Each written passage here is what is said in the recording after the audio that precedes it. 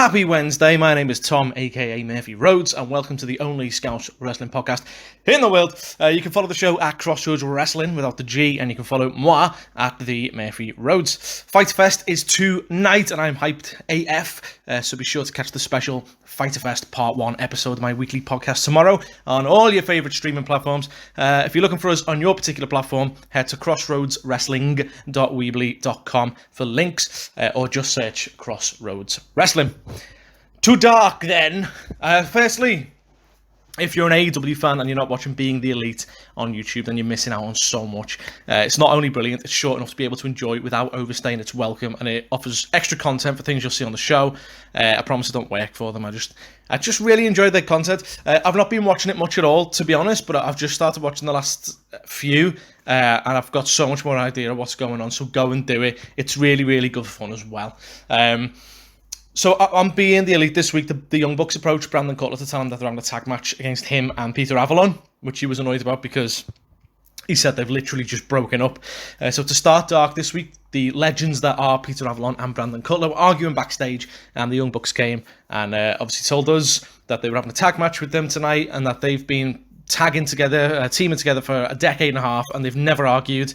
To which point they were told, actually, they have, and they plugged their book, which comes out in November.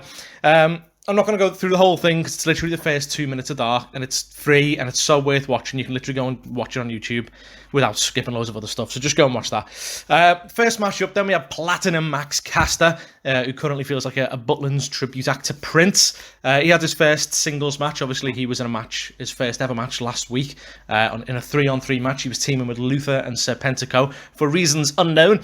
So Platinum Max Caster had his first singles match against Sean Spears, aka Mr. Glove. Spears finished him with a sort of running Death Valley driver type thing finisher, which is really cool. Tully Blanchard gave Spears this piece of metal to put in his glove, which makes it evolve into the Glove of Doom, and he ran back to the ring and caved Caster's head in, which was really nice of him. Lance Archer up next fancied a pina colada, so Pineapple Pete was on the menu. Apparently he was proper thirsty because he didn't even let Pete get into the ring before attacking him. He had a little laugh with Jacob the Snake Hub after knocking him out. Pete capitalised the front drop kick through the ropes, which knocked Archer into Jake. Jake was obviously visibly pissed off. Pineapple Pete's boss, and anyone who doesn't like him, is wrong. Change my mind.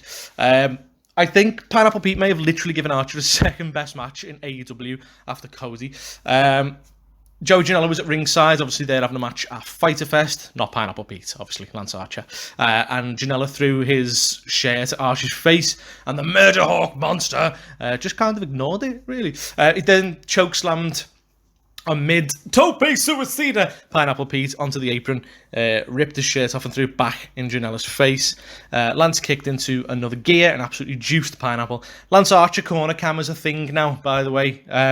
We saw it a while ago. I think it was when he was facing Cody, actually. He attacked him in the corner, and the cameras that they have on top of each turnbuckle, he was just kind of talked into it, but now he's made it a thing. He did this twice in this match, so Lance Archer corner cam, nice. I think Pineapple Pete definitely gave him a run for his money in this match. You know, he was fighting back, and Lance Archer didn't look as indestructible as he normally does. But in the end, the wrestling version of Lou Boo was just too good for him.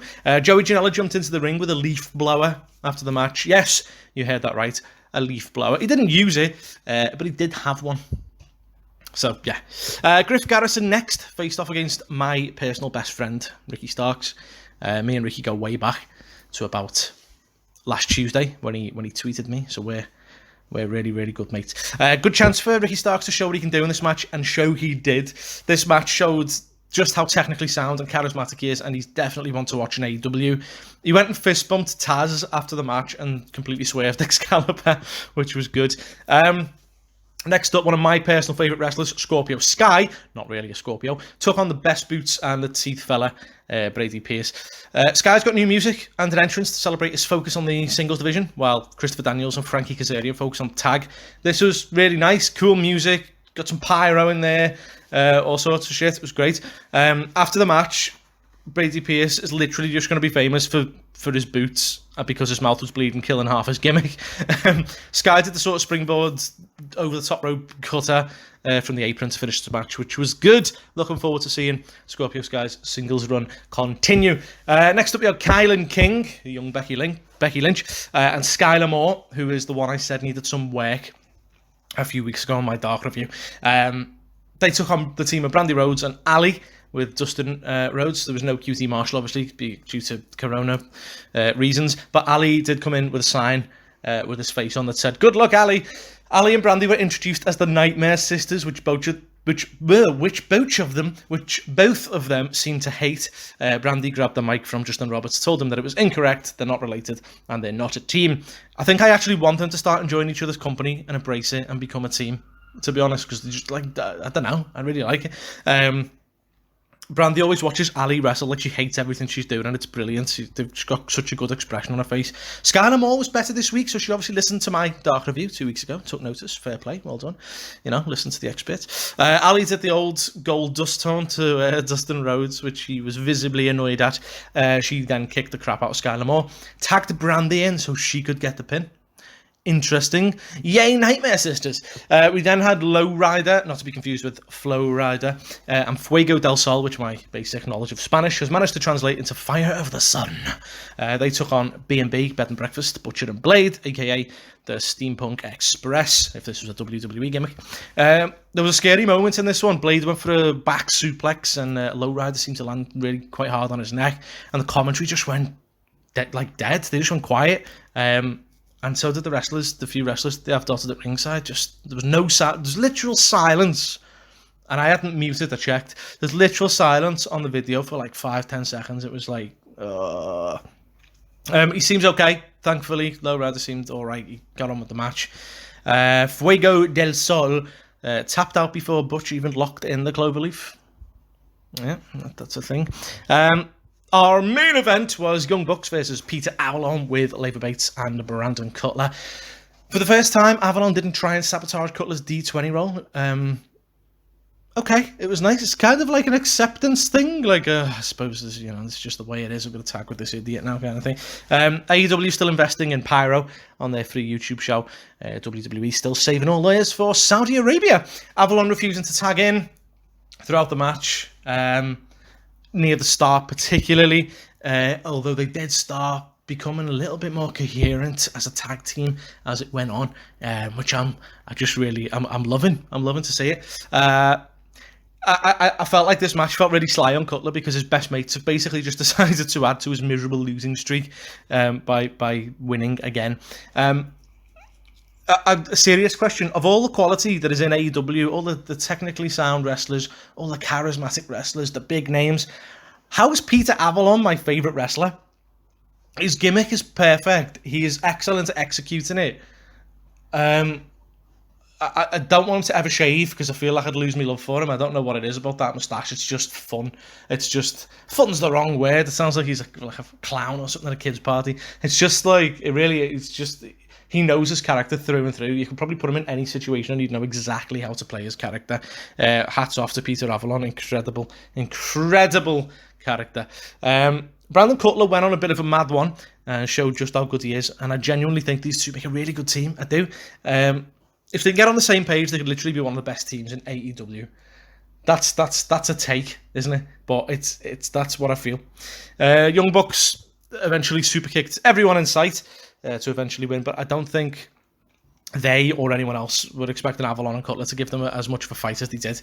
Avalon and Cutler shook hands at the end, and Peter Avalon did something I've never seen him do. Smile. A beautiful ending. I had a tear in my eye.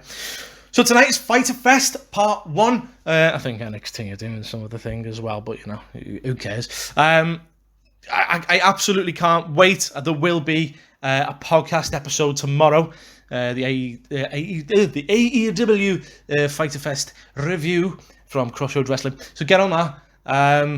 If I've started asking recently people what do you want on this channel. I've started releasing some Who the F Is videos to explain in about a minute or two who certain wrestlers are in AEW, because no one else seems to be doing that, and a lot of people don't watch AEW because they don't know the people. They're stuck with WWE, they're stuck with the characters and gimmicks that they've always known. So I've started doing those. Unfortunately, by naming it Who the F Is, some of the viewers seem to think I don't know who they are, and I'm asking a serious question. But I think, obviously, they're not watching the videos. Is there anything else you want to see on this channel? I've been putting this question out to people. I've had a good amount of responses so far. If 0 is a good amount.